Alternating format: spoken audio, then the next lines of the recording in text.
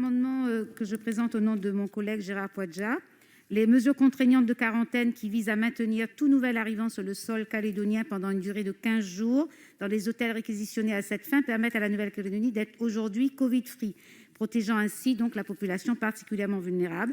Le présent amendement vise à transférer 75,4 millions d'euros afin de financer par la solidarité nationale les mesures de quarantaine imposées en Nouvelle-Calédonie, aujourd'hui supportées par le gouvernement calédonien seul.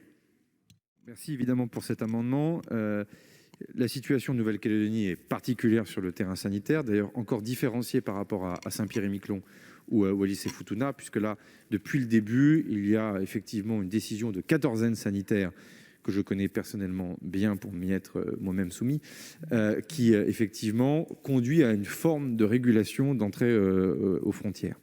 Ces dépenses, évidemment, sont importantes parce que c'est au gouvernement de la Nouvelle-Calédonie de prendre en charge ces mesures de quatorzaine. En clair, la réquisition des hôtels, avec quelques exceptions, notamment pour les forces de sécurité intérieure, les escadrons de gendarmes mobiles, par exemple, sur lesquels il y a un partage de ces sommes avec l'État.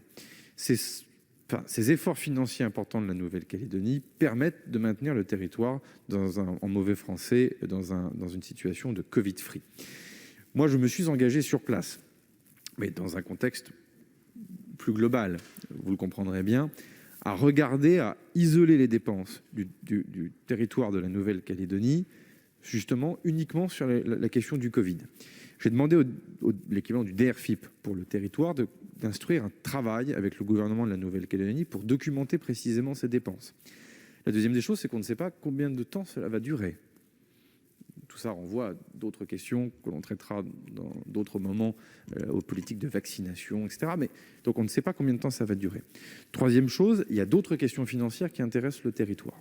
Donc moi, je me suis engagé lors de mon déplacement, et je réitère dans l'hémicycle, et le compte-rendu au journal officiel, évidemment, fera foi, que non seulement je m'engage à continuer à regarder cette question des dépenses liées au Covid, sur lequel l'État fera un geste, je m'y engage, sauf que je ne sais pas dire le montant, et donc je vous propose de retirer cet amendement contre l'engagement également de travailler avec le sénateur Poadja et le sénateur Pierre Frogier, évidemment, dans cet hémicycle, pour trouver justement une solution qui soit la plus opérationnelle possible.